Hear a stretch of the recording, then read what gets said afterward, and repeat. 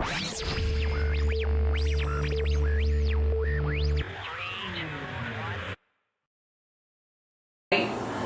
rolling. Am I rolling? I'm rolling. Yeah. Yep. I'm rolling. Okay, we're rolling. Hello, we're Makeshift Tapedeck. This song is called Free.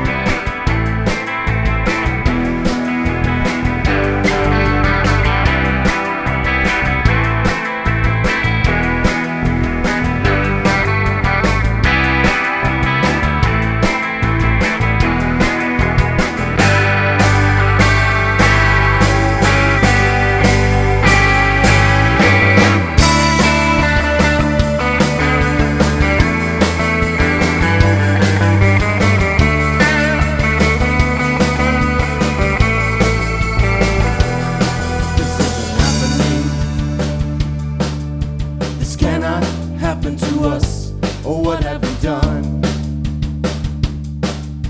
The sound of your brother's blood cries from the ground. Think about all of the times you lived to tell about it. Did you forget about it? I hear you telling me that you're free. Brother, listen to me. Until everyone is free, we're not really free. You say you disagree, but you gotta listen to me. Until everyone is free, we're not really free.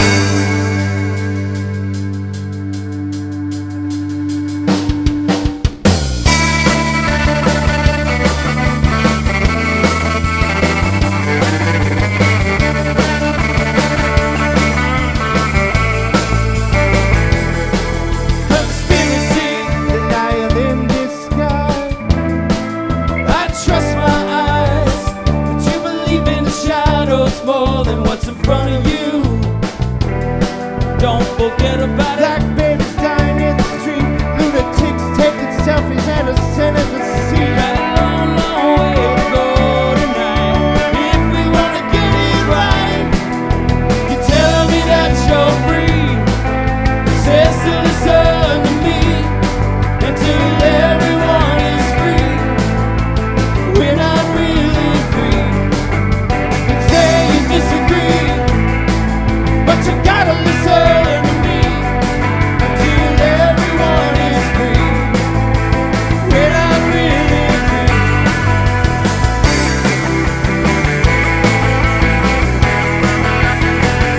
Until everyone is free.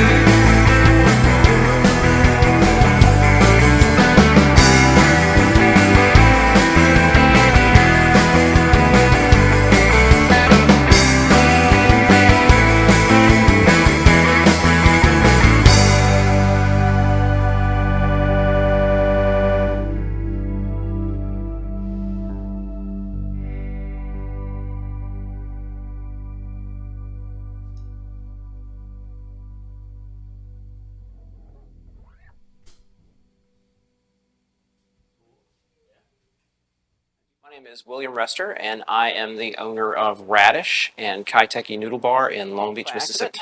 I was a teacher for 12 years, and I just felt like I had reached kind of I hate to use the term glass ceiling, but I wasn't getting promoted to administrative positions like I wanted to be, and just finally decided that it was time to move on. And an opportunity came up to get into a little coffee shop space, and we did that right before the pandemic happened, and that evolved into a food truck, which evolved into Radish, which opened up the opportunity to get into ramen as well. So Radish initially, when we opened, was kind of the original menu was like a collection of memories and inspiration from travel and things that had saved up and recipes that I've been doing for years. And those have sort of evolved with Chef Lauren Joffrion's touch to that as well. So some of the original aspects of the menu are there, but it's really sort of evolved into her menu and what she is inspired by. And then that's kind of where the ramen side of it came from, because all of our early specials on in the restaurant had some kind of Asian touch to them, whether it was Vietnamese or Japanese, and we just kind of felt like if we ever got the opportunity to do another space, that's what we would do, was something, you know, Asian or ramen related, and that's kind of what happened. So my wife, Brooke, laughs. She says that Radish is kind of more of my bougie side, and Kaiteki is more of like my comic book pop sensibility side. And that was kind of the, you know, we hired Adrian Elliott of Elliott Homes to come in and design the space at Radish initially. And it just kind of wasn't my vibe, but she was like, you know, trust me, this is going to be great. It's going to be awesome. And I kind of went with, you know, all of her decisions. And in the end, it turned out beautiful. But it really does kind of match. I have this kind of like, I'm really into mid-century, and that's just sort of the updated version of that. So there's a lot of gold in there. There's white and black. And then when it came time to design next door, I took kind of all the principles that I knew that she worked with when we were designing Radish and just kind of applied them myself. So there's a lot of very Wes Anderson primary color schemes in there, and I knew I wanted some of the hexagon, the dot art from, you know, the 1960s and things like that. So that was kind of just like a way of getting all those things in there, but also kind of playing into a space that was fun and exciting and a little bit loud and kind of really bright. It's not really your typical, you know, restaurant color setup, but I think it works. You know, it's a weird thing these days because it's always all about location, you know, and Jeff Davis is a great street to be on if you're going to be somewhere. But at the same time, social media kind of gives you a little bit of leeway. You can take what is, you know, maybe say a sleepy little town and get people there. You know, early when we started on with Radish, was kind of tracking, you know, reservations and seeing where people were coming from. It says out of towners, which of course means Biloxi, Gulfport as well. But I mean, it's pretty much stayed somewhere in the range of 70% people coming in from out of town, 30% of people are local. And I knew, you know, going into the new space that would sort of play as well. There was enough like hype and excitement about it that we would get people coming in from all over. And you combine that with the fact that there really is nowhere to get a full menu of ramen, so to speak. Really anywhere on the coast. It's on the menu at several locations, but it's not like there's not a noodle house anywhere. I feel like we had that kind of going for us, and we're able to build on that excitement for that.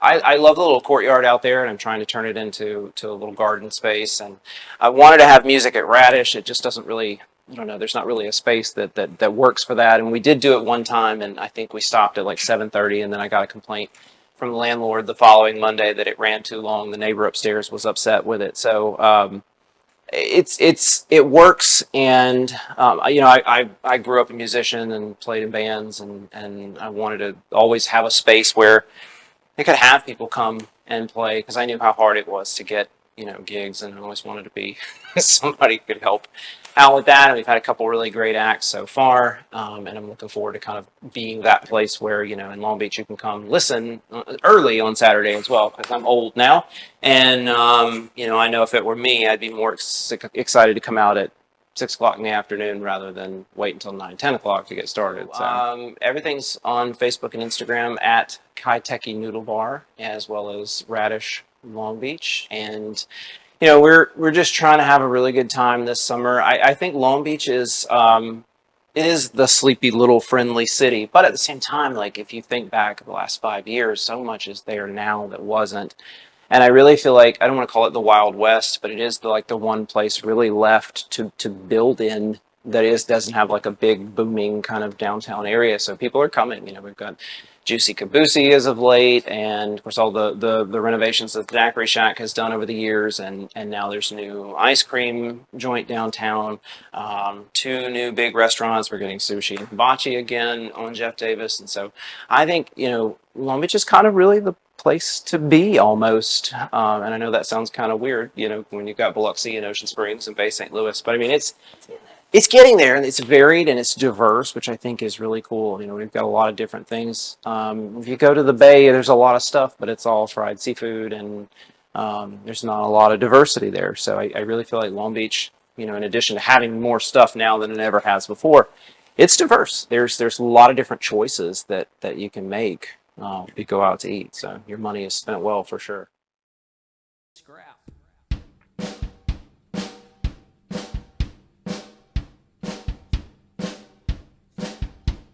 Lies are so absurd,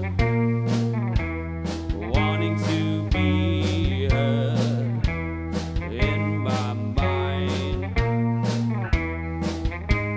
Cries somehow heard, taking the right time to unwind. Scrap.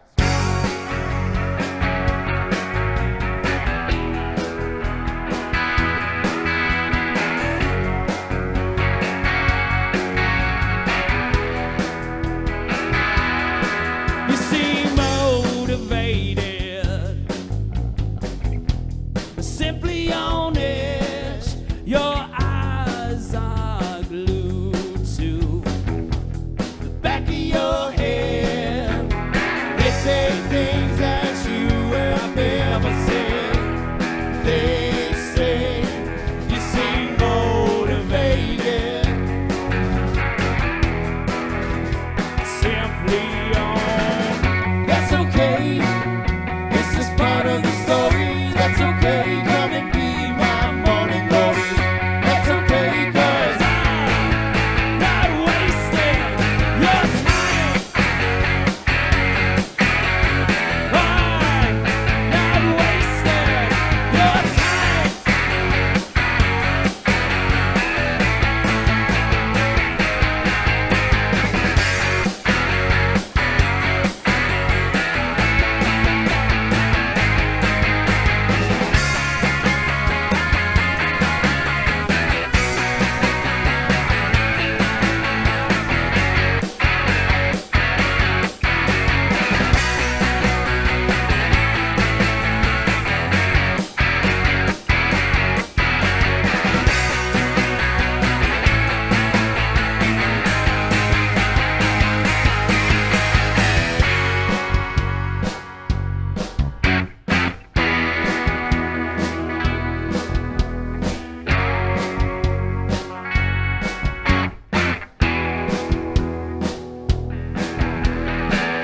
That's okay. It's just part of the story. That's okay. Come and be my morning glory. That's okay, 'cause I'm not wasting your time. I'm not wasting your time. I'm not wasting your time. I'm not wasting your time. I'm not wasting your time. I'm not wasting your time. I'm not wasting your time. I'm not wasting your time.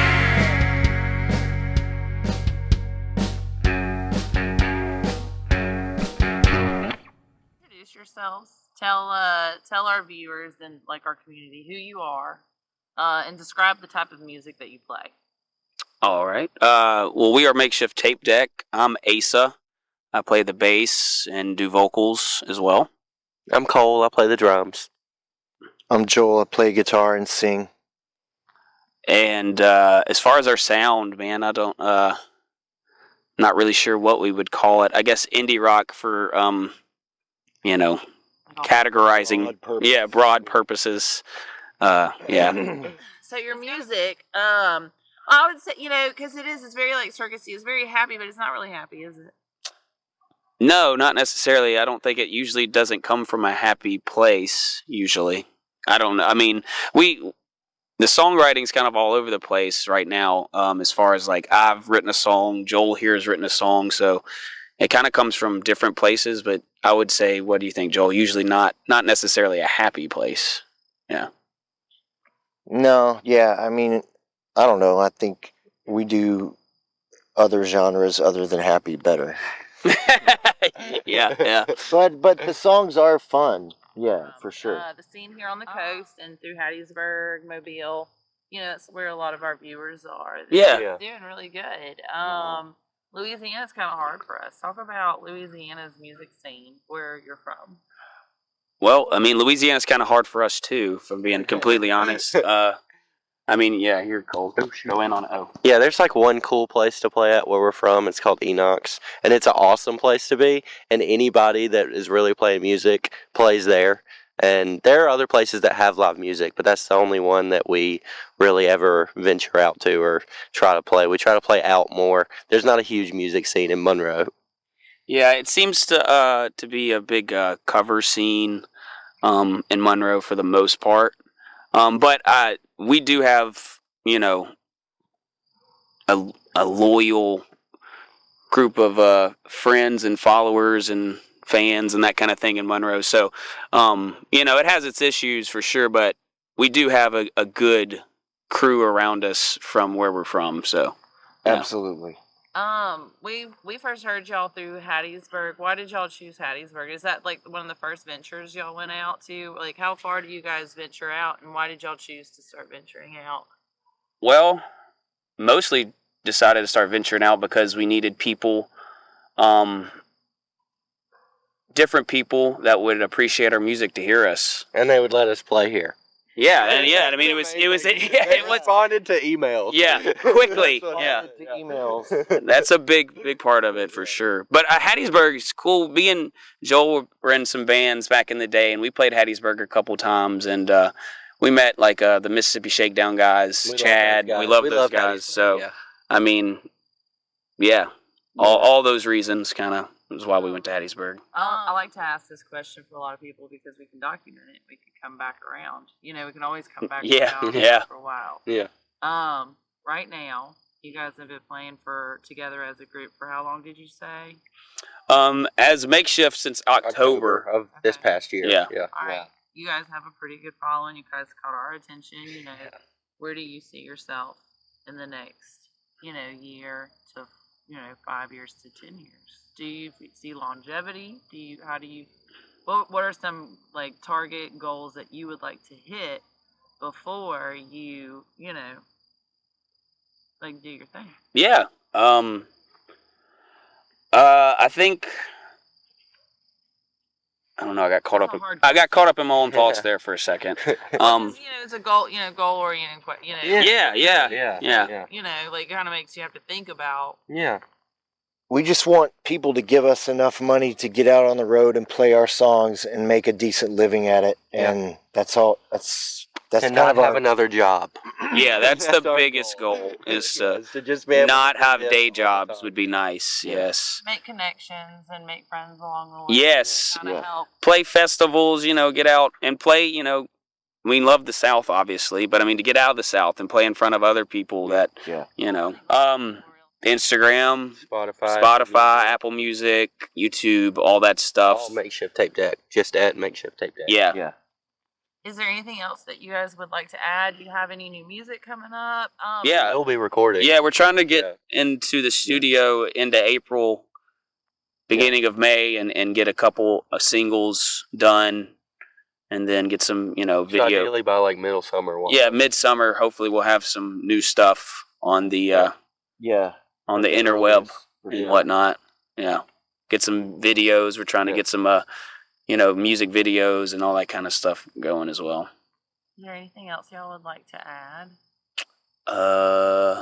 Makeshift Tapedeck. Makeshift Tapedeck. We'd like to go to Australia. That would be sweet. Yeah. Yeah. We just want to travel, see the world, play music, and have a good time, man. And, just have fun, meet new people. Yeah. Like you guys. Thanks. Thanks for having us. This is awesome. No problem. We like to meet people like you guys. And we're really not as serious as we may seem, I promise. The opposite of that, probably. Yeah. I mean, like, At least for me, I always tried to. I mean, I like to dance. And Yeah, have a we good like to time. dance. So I mean, Yeah. we do have some slower stuff for sure, but Yeah, we like dancing. We be dancing. we be dancing. Yeah. well, thanks for coming. Yeah, thank you. Thanks for having us. Awesome. All right. Well, we're done with that. Easy. Easy. Do I need to press this button again? Do I need to press this button? My name is Rebecca. I am an artisan at Ultima's Nest and a grower at Moon Dance Gardens right here in Long Beach, Mississippi. So I've always been fascinated with growing all different types of plants by seed. So, and I was lucky enough to have parents that we always had huge gardens growing up. And I think I've had a huge garden pretty much everywhere that I've lived throughout my life. I love making jewelry, and I am also a picker. So I love, collecting vintage jewelry for resale and things like that. Jason and I had been living in San Marcos, Texas for several years, and we decided, I grew up in South Louisiana, Luling, which is only about an hour and 15-minute drive away. So we decided to make the move back to Long Beach. This is Jay's hometown, and we are honored to be able to revive this property that has been in his family since the 50s. I have almost 3 acres of land now to grow all of the medicinal herbs that I've always grown throughout my life. And then a new thing is growing dye plants, plants that I'm able to pull pigment from pretty much from seed to textile. I'm growing various dye plants locally. Indigo is started from seed. It takes a whole entire season, so almost a whole entire year from seed to harvest and fermentation. So with the fresh indigo leaf, we are able to do a fresh indigo leaf project. We're utilizing all natural fibers, 100% cotton, silk, and linen are the current fabrics that I've been working with. So once, I can't ever wait a whole harvest, so that's why I kind of snip some and do fresh leaf kind of process down, which yields a very beautiful, more of a like a greenish aqua color, not the dark vivid blue. The dark vivid blue comes from the whole fermentation process. So once you harvest for the season, you harvest the whole entire plot, and you take that fresh plant matter and process it down through a fermentation process, which gradually takes some time, and then once it goes through the fermentation process, it's sifted out. It's pretty much, it looks like blue sludge. So we smear it out onto some white fabric and allow it to sun dry. And then this is the end product that we end up with after, in order to do big dye vats throughout the year. So this is logwood. Logwood yields this vivid royal purple. And of course, every single dye plant here can be shifted with other types of alchemy processes. Logwood is actually the shavings, the heartwood of the logwood tree.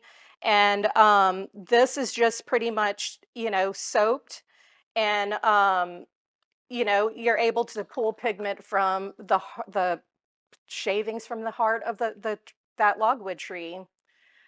This here is, our beloved marigold petals, which can yield anywhere from this is the last marigold piece that I have in stock, but it yields from the butter yellow to real vivid dark golds. This is my new muse in the natural dye world, and it's madder root. So madder root is literally a plant that takes 2 years to harvest. So from seed, you have to allow it to grow for 2 solid years before digging up the root and utilizing it in dye projects, but this is the root of the plant. And this has been fun because madder root can yield from anywhere from a coral to a really, really deep red, different ways that you can shift the color. This is one example from my newest dye pot, and you can see the light corals to the deeper orangey corals that it yielded. I guess, my fascination with natural dye came when we traveled all over Mexico for our summer vacations growing up. My parents were textile collectors, so they befriended all of these artisans in the Oaxaca area. We went year after year. They befriended some, the natives, the native artisans. And so the very first time that I learned about all of these different plants that we can pull pigment from was way up in the mountains and in Oaxaca. And, we were invited to these individuals' homes, and they showed us all of the different processes, from grinding up cochineal beetles to yield these bright fuchsia colors in their textiles. Every room in their home had huge looms. So I think initially that's where I was like, wow, a little tiny seed can yield all of the colors in our rainbow. Okay, so I have just started kind of really getting out there at our local art markets. Anything that Red Radio Productions puts on, I'll probably join in as a vendor. And, just trying to get my name out there, kind of really connecting with community. I found a really, really great network of herbalists out of Blue Boy Herbs. They invited me to do a little mini pop-up at their Spring Herb Festival. So, of course, there's all my plant ally friends. So I'm just, I've only been here for about a year and a half, and I have my lifetime to go to set my roots down and bring you all some, magic from the earth.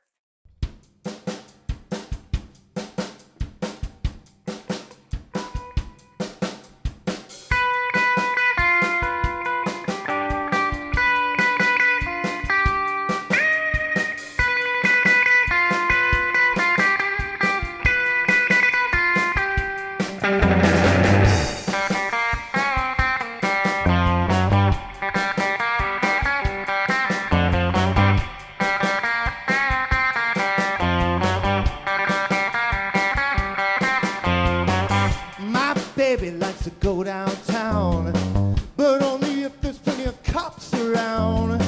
We really dig that city life. Come on, baby, let's get gentrified. And we finally got a place that we can call our own. Yeah, we finally got a place that we can call our own.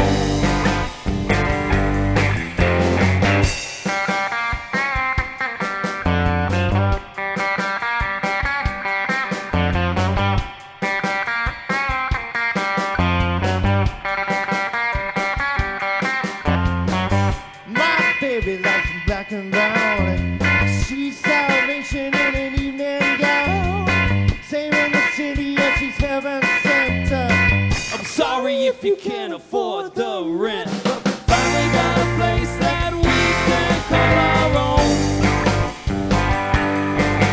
Yeah, we finally got a place that we can call our own.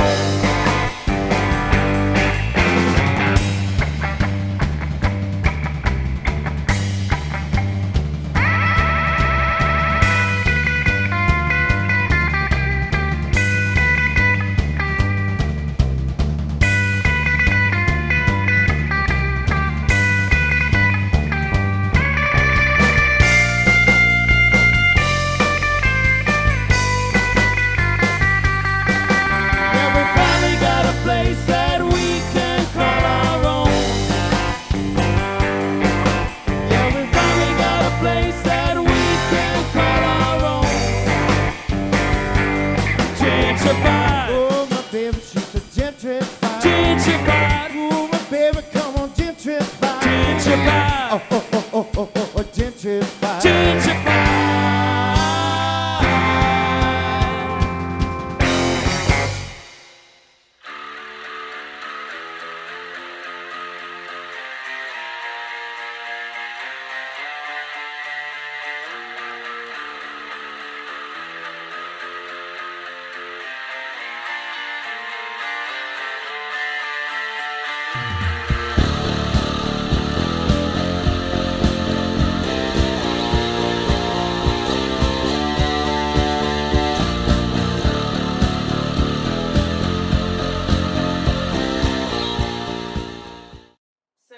what do you have here? So, butterfly pea tea has been my muse for probably the past 6 years. I started growing it in San Marcos, Texas. And just it's something that I will forever have growing in my garden. It's a medicinal plant. So, you fresh harvest the flowers and put it through the drying process. So, this is all locally grown, organically grown here in Long Beach, Mississippi. So butterfly pea has so many benefits. It is chock full of antioxidants. It's great for your skin. In Thailand, it's very popular. They use it in their all-natural beauty products. They use it as an all-natural food dye. So there's so many fun recipes that you can find online or just create your own and magically change your food into something fun with poppy colors. You can either sip it as a warm herbal tea, or you can make larger batches and go to town with creating all these fun recipes. The magic of butterfly pea is that the tea color is blue, and when you add lemon juice, it magically changes from this blue hue to this beautiful bright violet. So I always like to make large batches of lemonade, mocktail, cocktails. It's non-caffeinated, so it is safe for children to eat. And large batches of lemonade with a little splash of butterfly pea. And you have a beautiful lavender colored lemonade. So it's the summertime. We're about to get outside and celebrate. We're going to be swimming in the pool. So it's a great beverage to have on hand whenever you have a gathering. Cheers.